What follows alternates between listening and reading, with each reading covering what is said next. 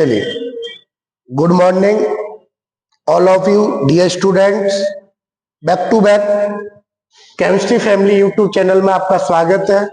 Class 12 अध्याय 1 विलियन solution के लेक्चर नंबर 23 की बात कर रहे हैं। इसमें हम इनके आंकिक प्रश्न की बात करेंगे। जो बेटा डीपीपी के कुछ क्वेश्चन शेष रह गए थे उसको आगे बढ़ाते हैं। क्वेश्चन नंबर 61 डीपी का न्यूमेरिकल सीट का क्वेश्चन नंबर 61 है। सारे बच्चे क्वेश्चन पढ़िए, देखो क्वेश्चन क्या कह रहा है, सारे बच्चे पढ़ेंगे इसको जी। क्वेश्चन कह रहा है एथेनॉल तथा जल के विलयन में एथेनॉल का मोल प्रभाव या मोल बिंदु 0.25 है। इस विलयन में एथेनॉल की भार के अनुसार प्रसन्नता ज्ञात कीजिए। एनसीईआरटी का क्वेश्चन है, बड़ा प्यारा क्वेश्चन है। कह रहा है भार प्रसन्नता ज्ञात कीजिए या भार के अनुसार प्रसन्नता ज्ञात कीजिए। मेरे प्यारे बच्चों सॉल्व करेंगे क्वेश्चन। कितने पदार्थ दिए गए? दो, एक एथेनॉल और एक जल। तो हम बात कर रहे हैं, सबसे पहले हमें दिया गया है प्रश्नानुसार एथेनॉल का मोल प्रभाव हमें दिया गया है। एक तरफ हम एथेनॉल की बात करेंगे, एथेनॉल। दूसरी तरफ कौन सा पदार्थ है बेटा? जल है। एथेनॉल का मोल प्रभाव हमें दिया गया है, इसे जाई से लिखते हैं एथेनॉल का मोल प्रभाव C2H5OH बराबर हमें दिया गया है 0.25। बेटा एक विलयन में दो पदार्थ है, एक एथेनॉल और एक जल है। तो एथेनॉल का मोल प्रभाव 0.25 है बच्चों। तो दूसरे पदार्थ का मोल प्रभाव कितना होगा? एक में से घटा देंगे तो हमें जल का मोल प्रभाव प्राप्त होगा। जल का मोल प्रभाव बराबर 1 माइनस एथेनॉल का मोल प्रभाव। ये आपको पता होना चाहिए क्योंकि विलेय तथा विलायक के मोल प्रभाव का योग 1 होता है। तो जल का मोल प्रभाव हमें यहां से कितना मिलने वाला है बताओ? 1 माइनस 0.25 बराबर ये फाइनल कितना मिल जाएगा? 0.75। ओके जी। हमने मान लिया एथेनॉल के जो मोल है हमने उन्हें n मान लिया और जल के जो मोल है बेटे उसको हमने कैपिटल N मान लिया। जल के मोल कैपिटल N मान लिए हमने और एथेनॉल के मोलों को हमने स्मॉल n मान लिया। तो बेटा हम यहां से निकाल लेंगे विलयन के कुल मोल। विलयन के कुल मोल निकालेंगे। कुल मोल को हम NT से लिख देते हैं। टोटल मोल बराबर क्या हो जाएंगे? N plus capital N। Okay बेटा जो डाटा क्वेश्चन पेपर में दिया गया है वो हमने नोट किया है। हमें एथेनॉल का मोल प्रभाव 0.25 दिया है। हमने जल का मोल प्रभाव निकाल लिया है एक में से घटा के बेटे। एथेनॉल के मोल क्या है? Small n। जल के मोल क्या है? Capital N। तब हम बात करने वाले हैं बेटे, क्या बात करने वाले हैं? फर्स्ट एथेनॉल का मोल प्रभाव बराबर क्या होगा? इसका मोल प्रभाव निकालेंगे तो उसके मोल एथेनॉल के मोल बट्टे विलयन के कुल मोल। समीकरण 1 मान लिया हमने। इसी प्रकार अगर जल के मोल प्रभाव की बात करेंगे तो ऊपर किसके मोल आएंगे? जल के मोल बट्टे विलयन के क्या आ जाएंगे? कुल मोल। समीकरण 2 मान लिया। अब हम समीकरण 1 में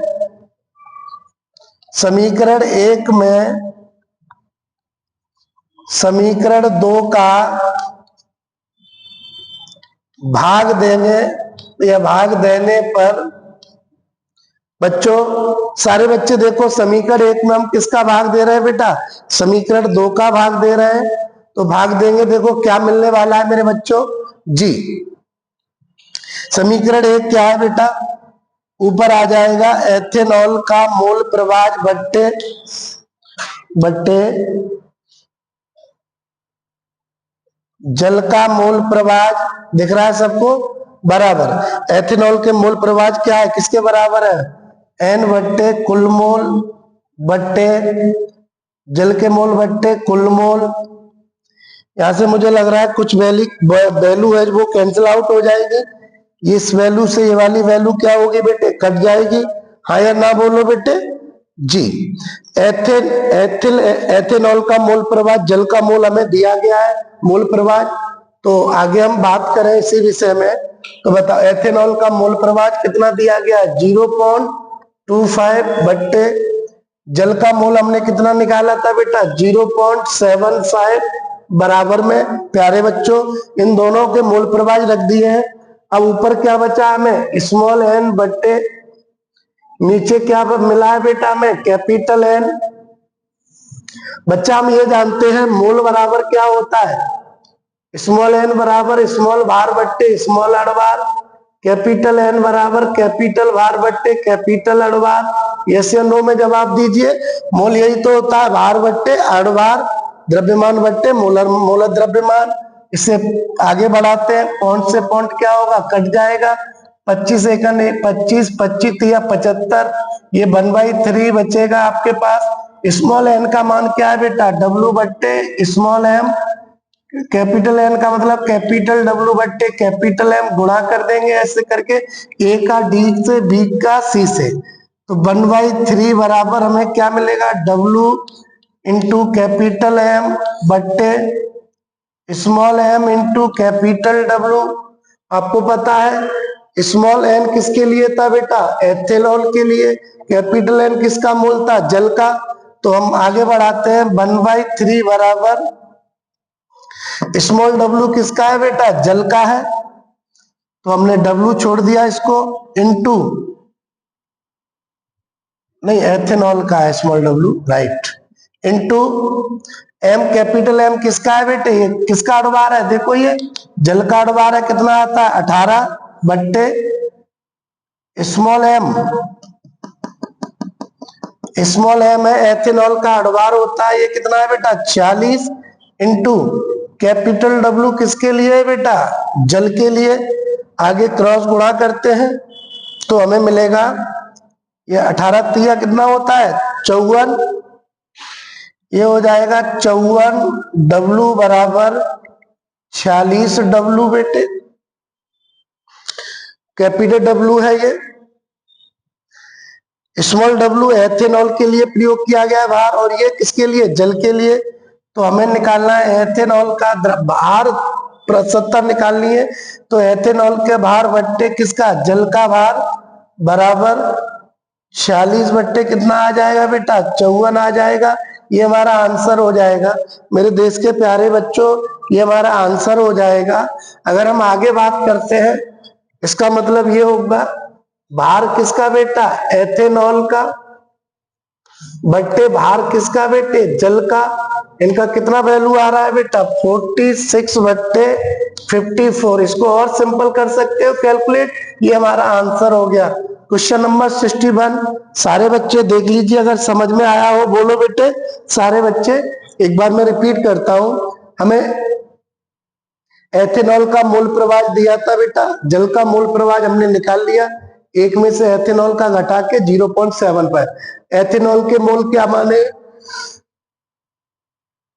स्मॉल एन, और जल के मोल क्या है कैपिटल एन। बिलियन के कुल मोल लगा लिए हमने पहला, देन तब एथेनॉल का मोल प्रवाह और जल के मोल प्रवाह का फॉर्मूला लगाया, दोनों फर्स्ट में सेकंड का भाग दिया, कुछ वैल्यू कटी शेष रह गई, एन की जगह भार बट्टे अड़वार प्रयोग किया। तो जो आप लास्ट में जो आपका आया है फाइनल क्या आया है बेटा, एथेनॉल का भार बट्टे जल का भार बराबर कितना आएगा 46 बट्टे 54। सबका क्वेश्चन क्लियर है बेटे जी।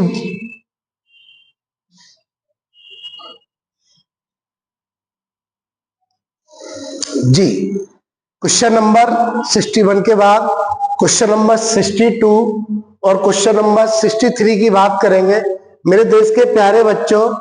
क्वेश्चन क्या कह रहा है, एक मोलर जली विलयन में इसकी मोल भिन्न ज्ञात कीजिए। एक मोलर कोई जली विलयन है, उसमें उस विलय पदार्थ की आपको मोल भिन्न या मोल प्रवाह ज्ञात करना है। तो प्यारे बच्चों क्वेश्चन कैसे करेंगे, सॉल्यूशन पे बात करेंगे, ध्यान देंगे। एक मोलर एक मोलर जली विलयन का अर्थ है कि 1000 ग्राम विलायक में 1000 ग्राम मोललता है ना बेटा, 1000 ग्राम विलायक में 1 मोल विलेय, यस बेटे, 1 मोल विलेय उपस्थित है। समझेंगे सारे बच्चे। हमें जो एक मोलल है जली विलयन, उसका मतलब है कि एक जली विलयन है, उसकी मोललता कितनी है, 1 है। मोललता क्या होती है, 1000 ग्राम विलायक में उपस्थित विलेय के मोलों की संख्या। तो बेटा एक तरफ हम विलेय को लेके चलेंगे, विलेय पदार्थ, विलेय को कोई भी मान लीजिए, हमने कैपिटल ए मान लिया विलेय, और दूसरी तरफ क्या है बेटा, विलायक है, जली विलयन है। जली विलयन में विलायक कौन काम करता है बेटा, जल काम करता है, H2O। तो बेटा एक का तो मोल हमें दिया गया है, विलेय का मोल तो दिया गया है, कितना मोल है, विलेय का कितना मोल है, 1 मोल है, 1 मोल है सर। जल का मोल हमें नहीं दिया गया है, जल विलायक है, विलायक का भार दिया गया है, भार कितना है बेटा, 1000 ग्राम है मेरे प्यारे बच्चों। जल का अणुभार आपको पता है 18 होता है, तो जल के मोल निकालने में कोई दिक्कत नहीं होनी चाहिए। जल के मोल बराबर हो जाएगा जल का भार बट्टे जल का अणुभार। जल का भार कितना है बेटा, 1000 है, अणुभार कितना है 18, इसे काटते कितना आता है, 55.5 आ जाता है। ओके बेटे जी, ये विलेय के मोल हो गए, ये विलायक के मोल है मेरे प्यारे बच्चों। तो हम निकाल पाएंगे यहां से बिलियन के कुल मोल, बिलियन के कुल मोल की जरूरत पड़ेगी ना, तो हम यही निकाल लेते हैं। लो भैया, बिलियन के कुल मोल क्या होते हैं, एनटी बराबर किसके मोल, ए के मोल प्लस किसके मोल बेटा, जल के मोल। ए के मोल कितने, 1 है, जल के कितने 55.5, ये आ जाएगा 56.5, ये मोल आ गए। अभी मोल प्रवाह नहीं निकला है विलेय का, अब हमसे कह रहा है इसके मोल भिन्न ज्ञात करो, इसके मतलब विलेय के। तो हमसे पूछ रहा है विलेय का मोल भिन्न, विलेय का मोल भिन्न बराबर ऊपर किसके मोल, विलेय के मोल, नीचे बिलियन के कुल मोल क्या है, कुल मोल क्या माने हमने, एनटी, एनटी। तो बताओ विलेय का कितना मोल है, 1 है बेटे, जी हाँ बोलो। और कुल मोल कितने हैं आपके बेटे, 56.5 है, इसका भाग दे दीजिए, आप सभी को आंसर मिल जाएगा। बोलो कितना आएगा, सभी बच्चे आंसर बताएंगे, इसका आंसर आ जाएगा 0.018, इतना आ गया। सबका क्लियर है ना बेटा, कमेंट करके बताइए जी। क्वेश्चन नंबर 63 क्या कहता है उसको भी देखते हैं। क्वेश्चन नंबर 63 कह रहा है बेटे, जरा ध्यान देंगे देश के प्यारे बच्चों, सॉल्यूशन पे चलेंगे सर, जी हाँ। 1 मोलर NaOH विलयन के 10 ml को उदासीन करने के लिए 1 मोलर H2SO4 के कितने आयतन की आवश्यकता होगी, है ना बेटे। तो वो ये कहना चाह रहा है कि आपके पास 10 ml, 1 मोलर क्या है बेटा, 10 ml, 1 मोलर क्या है, NaOH प्लस दूसरे बीकर में H2SO4 है, दोनों को मिला रहा है, मिलाएंगे अम्ल क्षार मिलेंगे तो क्या बनेगा बेटा, उदासीन हो जाएगा विलयन, उदासीन हो जाएगा। ये कह रहा है कि NaOH को उदासीन करने के लिए इसके कितने आयतन की जरूरत होगी। तो NaOH का मैं क्या दिया है, M1 दिया है, M1 1 है, B1 बताओ कितना है, B1 बोलिए प्लीज, कितने ml है, 10 ml है। सर इसका M2 हमें दिया है, कितना है बेटा, 1 है, B2 इसका ज्ञात करना है, हाँ या ना। तो उदासीन कर, इसको मिलाएंगे, उदासीन करने के लिए कितने ml H2SO4 की आवश्यकता पड़ेगी, क्योंकि क्षार है, ये अम्ल है, क्षार अम्ल एक दूसरे को क्या कर देते हैं, उदासीन। तो बेटा इसका एन फैक्टर देखते हैं, एन फैक्टर कितना होता है NaOH का, एन फैक्टर इसका कितना होता है H2SO4 का, 2 होगा। तो हम बात करेंगे यहां से, एन फैक्टर से हम नॉर्मलता निकाल लेंगे, हम नॉर्मलता का यहां से समीकरण लगाएंगे, नॉर्मलता के समीकरण से नॉर्मलता का समीकरण होता है N1B1 बराबर N2 और B2। सर मोलरता दी है तो M1 कैसे प्रयोग करते हैं? तब करते हैं, कैसे करते हैं? M1 N factor into B1 बराबर M2 N फैक्टर और B2। ये समीकरण हमारा लग जाएगा। देखो बेटे M1 कितना दिया है? 1, N फैक्टर 1, आयतन कितना है बेटा? 10 बराबर M2 कितना है? 1, N फैक्टर कितना है? 2, आयतन कितना है? ज्ञात करना है साहब। तो ये कितना हो गया? 10 बराबर 2B2 हो गया। तो दो भाग दे देंगे। B2 बराबर कितना आ जाएगा बेटा? 5 ml। हाँ या ना में जवाब दीजिएगा। कितने ml आ जाएगा बेटे? 5 ml। ओके, चलिए क्वेश्चन नंबर 64 पे बात करेंगे।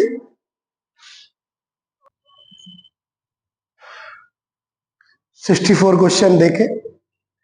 क्वेश्चन 64 क्या कह रहा है? BaOH का होल ट्वाइस बिलियन के 200 ml को उदासीन करने के लिए हमें 0.1 मोलर H2SO4 के 100 ml मिलाते हैं, तो BaOH के होल ट्वाइस की नॉर्मलता ज्ञात कीजिए। मेरे बच्चे क्वेश्चन को अभी करा था, सेम क्वेश्चन है। अब हमें दिया गया एक पदार्थ क्षार दिया गया है BaOH का होल ट्वाइस। चलिए दूसरी तरफ हमें क्या दिया गया बेटा? H2SO4।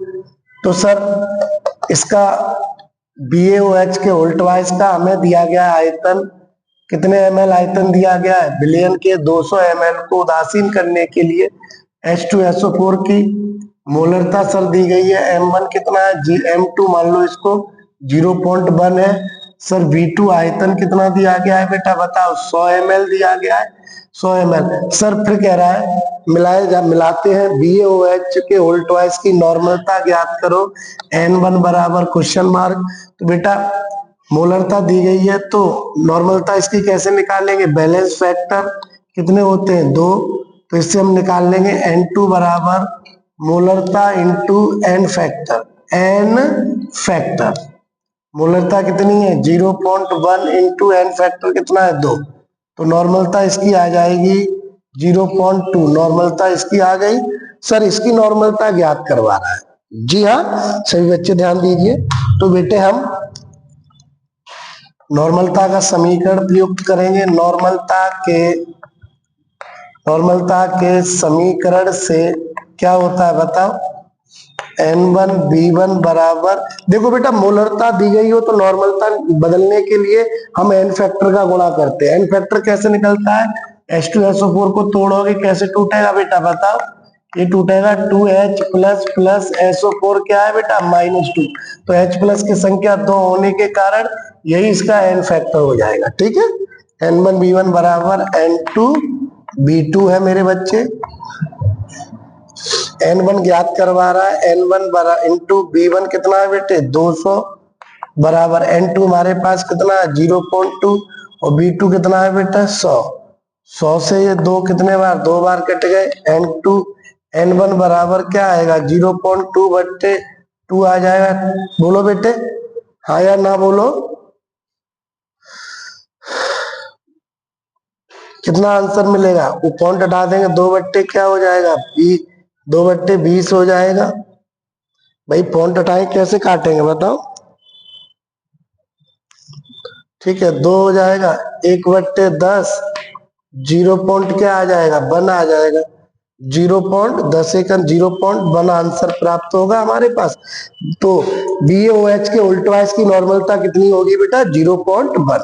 अगला क्वेश्चन देखते हैं। 0.2 मोलर बिलियन प्राप्त करने के लिए इतना आपको मोलर बिलियन प्राप्त करना है। ठीक है साहब। 0.5 मोलर NaOH के 300 ml में कितना जल प्रयुक्त करना पड़ेगा? ओके बेटे, कितना जल प्रयुक्त करना पड़ेगा? क्वेश्चन सारे बच्चे समझ लीजिए। क्वेश्चन क्या कह रहा है समझो बेटे। सारे बच्चे ध्यान देके क्वेश्चन क्या कहना चाह रहा है देखते हैं बेटे। क्वेश्चन का भाव क्या है बोलो बेटे। चलिए आगे बढ़े इसमें बेटे, देखते हैं। फिर क्वेश्चन को पढ़ लेते हैं। क्वेश्चन कहना चाह रहा है बच्चों, क्वेश्चन का भाव है 0.2 मोलर विलयन प्राप्त करने के लिए 0.5 मोलर NaOH के 300 ml में कितना जल प्रयुक्त करना पड़ेगा। ओके बेटे, तो हमें फॉर्मूला लगाएंगे मोलरता के समीकरण से।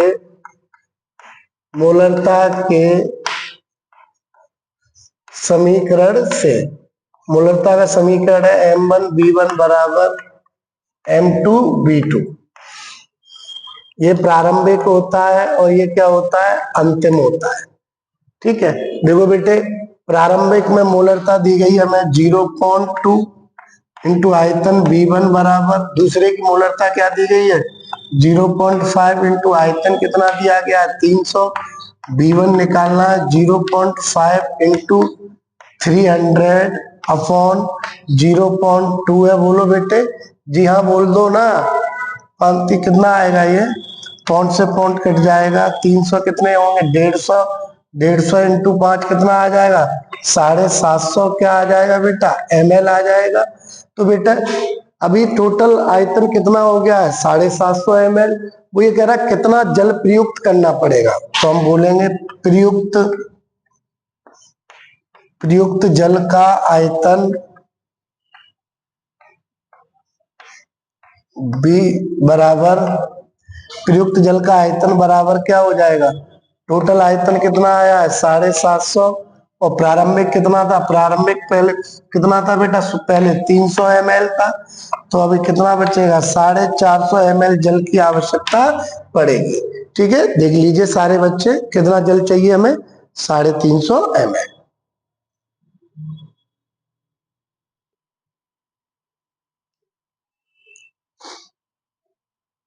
देखिए 2 क्वेश्चन लेके आए डीपीपी के 2 क्वेश्चन है बेटे, क्वेश्चन नंबर 66 और क्वेश्चन नंबर 67। दोनों एनसीईआरटी के क्वेश्चन है, दोनों अच्छे क्वेश्चन है, महत्वपूर्ण है।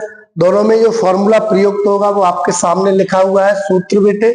चलिए मेरे प्यारे देश के बच्चों, मैं बात करने वाला हूं, हमें क्वेश्चन कह रहा है एसिटिक अम्ल के 2.03 मोलर जलीय विलयन का घनत्व 1.017 ग्राम प्रति ml है। एसिटिक अम्ल का अणुभार 60 है, विलयन की मोललता ज्ञात कीजिए। इसमें मोललता ज्ञात करवा रहा है, तो बेटे मोललता और मोलरता दी गई है। देखो बेटे हमें क्या दिया गया है, मोलरता कैपिटल M हमें दिया गया है। सर कितना दिया गया है, रिपीट कर दीजिए 0.23। सर घनत्व दिया गया है हमें, घनत्व D का मान दिया गया है। प्यारे देश के बच्चों, घनत्व दिया है 1.017 ग्राम प्रति ml दिया गया है बेटे। अणुभार हमें दिया गया है, एसिटिक अम्ल का अणुभार मतलब विलेय का अणुभार है, विलेय माना है, विलेय का अणुभार हमें कितना दिया है 60 दिया गया है। सर घनत्व दिया गया है, मोलरता दी गई, अणुभार दिया गया है, हम आराम से निकाल सकते हैं। अच्छा जी, Ma जो अणुभार है ये किसका अणुभार है बेटा, विलेय का। किसका बेटे, विलेय का, विलेय का अणुभार। ठीक है, चलिए अब बात करते हैं, सारी डाटा हम इस फॉर्मूले में रख देते हैं। देखो बेटे रख के देखते हैं, फॉर्मूले में मोललता ज्ञात करनी है। इधर आ जाइए आप, मैं इधर से लिखता हूं मोललता बराबर, सर ऊपर क्या है मोलरता दी गई है 2.03, बट्टे में घनत्व दिया गया है D 1.017 माइनस मोलरता फिर 2.03 इंटू अणुभार कितना दिया गया है 60 बट्टे कितना जा रहा है बेटा 1000। बोलो बेटे, आप सभी बच्चे ये फॉर्मूले में रखने के बाद ये डाटा सॉल्व कर लीजिए, आपको आंसर प्राप्त हो जाएगा। इसको सॉल्व करके अगर आप देखेंगे तो आपको जो मोललता प्राप्त होगी वो आएगी 2.07। ठीक है, कितनी आएगी बेटा 2.07। ओके जी, हाँ जी, अच्छा सवाल था ये। देखते 38 डिग्री सेल्सियस पर H2SO4 विलयन का घनत्व दिया गया है बिलियन का द्रव्यमान प्रतिशत दिया गया है, मोलरता ज्ञात करवा रहा है। तो रिलेशन ये होता है, रिलेशन आपके सामने है बेटे। हाँ, दिया क्या है बेटे, देखते हैं। घनत्व दिया है D बराबर 1.84 ग्राम प्रति ml दिया गया है। सर हमें द्रव्यमान प्रतिशतता W दिया गया है, कितना दिया गया है, 46 है बेटे। क्या ज्ञात करवा रहा है, अड़वार Ma, अड़वार किसका, विलेय का। विलेय कौन है, H2SO4। H2SO4 का अड़वार 98 होता है। Ma का मतलब होता है, A हम विलेय के लिए प्रयोग करते थे बेटे। और मोलरता ज्ञात करवा रहा है, क्वेश्चन मार्क लगाओ वैल्यू इसमें। मोलरता बराबर कितना दिया है, द्रव्यमान प्रतिशतता 46, घनत्व कितना है 1.84 इंटू कितना है बेटा 1000 बट्टे कितना है बेटा 100 इंटू विलेय का अड़वार कितना है 98। काटिए बेटे, काटा पीटी हो जाएगी, 1 2 0 से 1 2 0 चला जाएगा। ठीक है बेटे, ये कट जाएगा। काट पीट के बताइएगा आंसर कितना आ रहा है। सभी बच्चे आंसर बताइए इसका, सभी बच्चे इसका आंसर बताइए कितना आ रहा है। सारे बच्चे आंसर बताओ। मोलरता यहां से निकाल लेंगे, ये लगभग आ जाएगा 8.63 मोल प्रति लीटर। ठीक है, इतना सबका क्लियर है। चलिए इसी क्रम में हम क्वेश्चन नंबर आगे देखते हैं।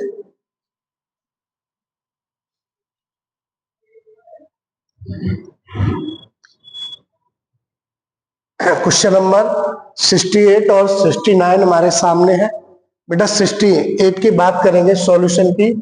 क्वेश्चन क्या कह रहा है, 0.2 मोलर H2SO4 विलयन की सांद्रता ग्राम प्रति लीटर में ज्ञात कीजिए। 2017 में बोर्ड एग्जाम में आ चुका है। सर हमें मोलरता दी गई है, मोलरता कैपिटल M कितना दिया गया है 0.2 बेटे। ठीक है, सांद्रता पूछ रहा है, तो हमने पढ़ा है सांद्रता ग्राम प्रति लीटर में और मोलरता में एक संबंध पढ़ा था बेटे। तो हम बात करते थे ग्राम प्रति लीटर सांद्रण, इसे S से प्रदर्शित करते थे, बराबर होता था। हमने मोलरता में क्या रिलेशन निकाला था, मोलरता कैपिटल M इंटू क्या होता था बेटा अणुभार। तो मोलरता दी गई है H2SO4 की 0.2, इसका अणुभार निकाल सकते हैं। देखो अणुभार कैसे निकालेंगे, अणुभार बोलो H2SO4 का कितना होता है 98 होता है। तो सांद्रता बराबर हो जाएगा मोलरता 0.2 इंटू अणुभार कितना है 98 है बेटे। मोलरता में इसमें संबंध होता है मोलरता और शक्ति में या ग्राम प्रति लीटर सांद्रता में। तो शक्ति बराबर क्या होगा 200 196 19 196 हो जाएगा बेटे। पॉइंट आ जाएगा, ये आ जाएगा 19.6 ग्राम प्रति लीटर, 19.6 ग्राम प्रति लीटर। ठीक है बेटे, क्लियर है बेटा सबका। चलिए अगला क्वेश्चन क्या कहता है 69, H3PO4 के 1 मोलर विलयन की नॉर्मलता ज्ञात कीजिए। बेटा हमें दिया है मोलरता दी गई है, इसमें भी मोलरता दी गई है। मोलरता कैपिटल M बराबर कितना दिया गया है 1, और कौन सा यौगिक है H3PO4। तो नॉर्मलता मोलरता दी गई है, नॉर्मलता पूछ रहा है। हमने बड़ा प्यार से ये संबंध पढ़ा था, नॉर्मलता बराबर होता है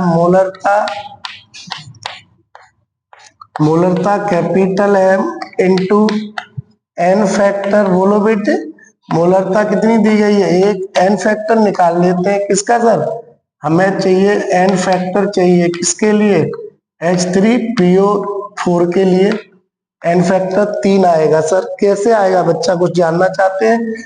H3PO4 का आयनन करोगे तो ये टूटेगा 3H plus plus PO4 minus 3 हो जाएगा। और H प्लस की संख्या 3 होती है ना बेटा H प्लस आयन की, वही आपका N फैक्टर कहलाता है। तो 1 इंटू N फैक्टर कितना आ गया बेटा 3 हो गया।